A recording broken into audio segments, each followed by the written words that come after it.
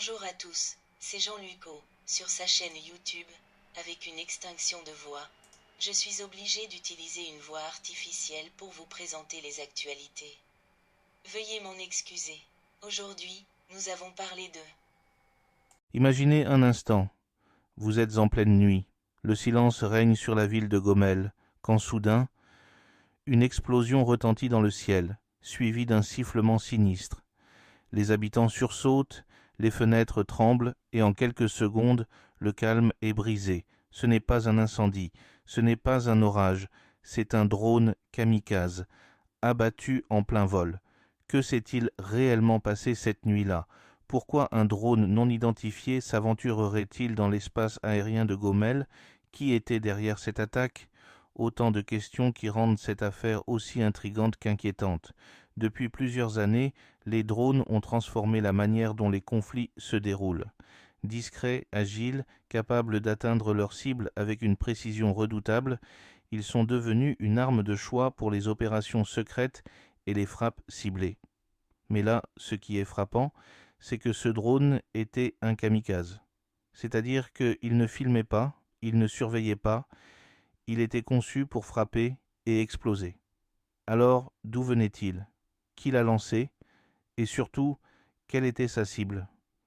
Les autorités biélorusses sont restées discrètes sur les détails, mais plusieurs témoins parlent d'une intervention rapide des forces de défense. Un engin a été repéré dans le ciel et quelques instants plus tard, il a été détruit à l'aide de tirs de défense aérienne. Un éclair, une détonation et plus rien. Mais cette action laisse planer une question plus grave encore. Était-ce le premier d'une série? Il faut comprendre que depuis plusieurs années, la Biélorussie développe différentes générations de drones, notamment dans un cadre militaire. Plusieurs modèles, comme ceux de la série Berkut, sont conçus pour la surveillance, la reconnaissance, mais aussi les frappes chirurgicales. Ce sont des engins perfectionnés, capables d'opérer dans des conditions complexes. Mais cette fois, le drone abattu ne semblait pas appartenir à l'armée biélorusse. Il était inconnu. Les hypothèses fusent. Certains pensent qu'il s'agit d'un drone envoyé par une force étrangère, une tentative d'intimidation ou de reconnaissance. D'autres craignent qu'il ne s'agisse d'une attaque expérimentale, un test avant quelque chose de plus grand. Et il y a aussi ceux qui suspectent une opération clandestine, menée par des groupes opposés au régime en place. Ce n'est pas la première fois que la Biélorussie connaît ce genre d'incident. Ces derniers mois, plusieurs intrusions dans son espace aérien ont été signalées, souvent attribuées aux tensions grandissantes dans la région. Mais voir un drone kamikaze abattu au-dessus d'une grande ville, c'est un tout autre niveau de menace. Les drones kamikazes, aussi appelés drones suicides, sont une innovation redoutable sur le champ de bataille moderne. À la différence des missiles classiques, ils peuvent patrouiller, identifier une cible et n'attaquer que lorsque l'opportunité est optimale.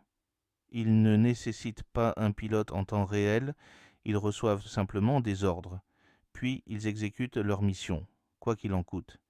Imaginez un instant la difficulté qu'il y a à les contrer. Ils sont petits, rapides, parfois très silencieux. Ils peuvent surgir du ciel sans prévenir et frapper en quelques secondes. Pour une ville comme Gomel, cela soulève alors une question cruciale. Ces défenses sont-elles réellement prêtes pour ce type de menace? Le fait que celui-ci ait été détruit en plein vol est rassurant, mais aussi inquiétant. Cela signifie que le système de défense aérienne a réagi efficacement, certes, mais cela signifie aussi que si une attaque plus coordonnée était lancée, la situation pourrait rapidement devenir incontrôlable. Et c'est précisément ce qui inquiète la population, car lorsque les drones commencent à apparaître non pas sur un champ de bataille, mais au-dessus des toits d'une ville endormie, cela change tout. Cela signifie que plus personne n'est à l'abri, que la guerre, si elle existe, ne se déroule plus uniquement sur des lignes de front bien définies, mais qu'elle peut frapper n'importe où, n'importe quand. Alors, qui aurait intérêt à envoyer un tel engin au-dessus de Gomel? Un groupe rebelle? Une force extérieure? Un message d'avertissement?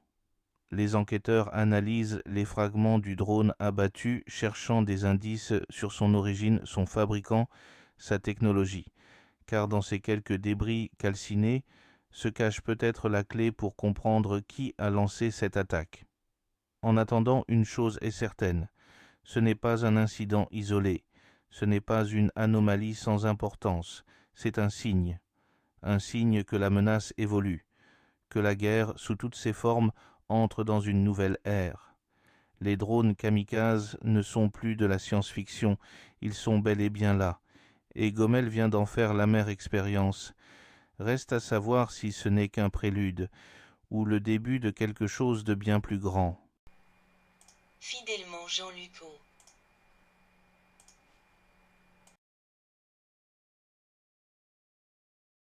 В Гомель падает, смотри. Пиздец. Блядь, прям в город летит. Что это за нахуй?